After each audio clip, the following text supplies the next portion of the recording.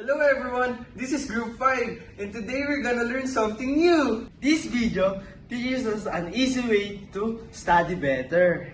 It's called using concrete example.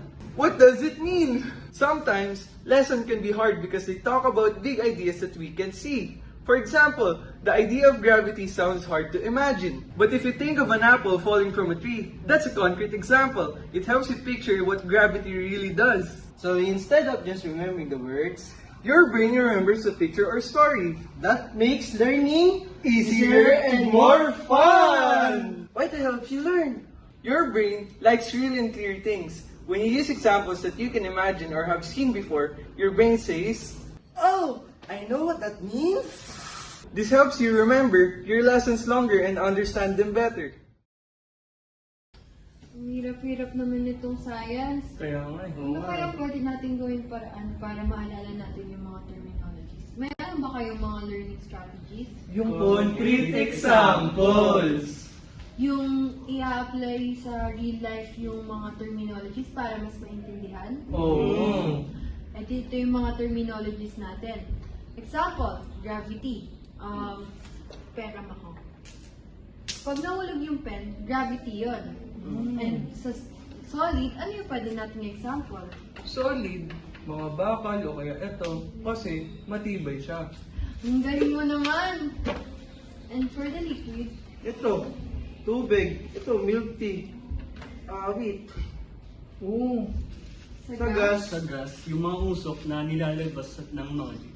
Pollution. Eh di gets yun na yung mga terminologies na kailangan natin kabisaduhin sa exam. Dahil sa concrete examples.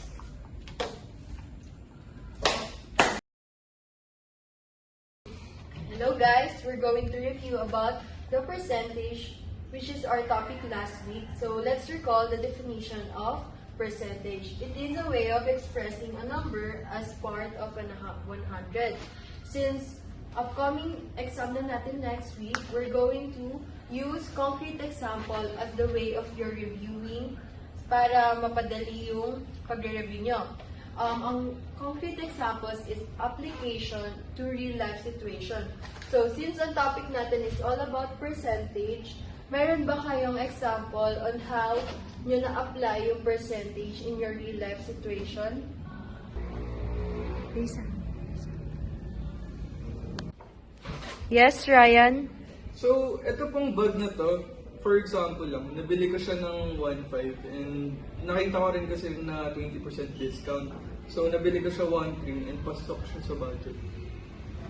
Ganun pala ang concrete example na dito sa term. Yes, Joseph?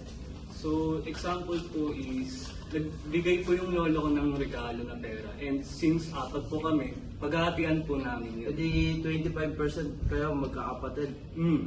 So, ayun.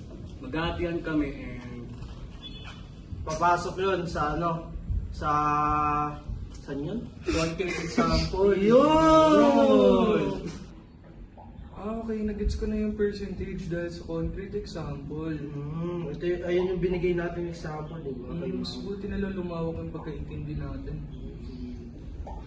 Okay, class, exchange your papers. Ano, mapunta ulit sa akin yan. Okay, class, let's pass the papers. Sana makapasa tayo.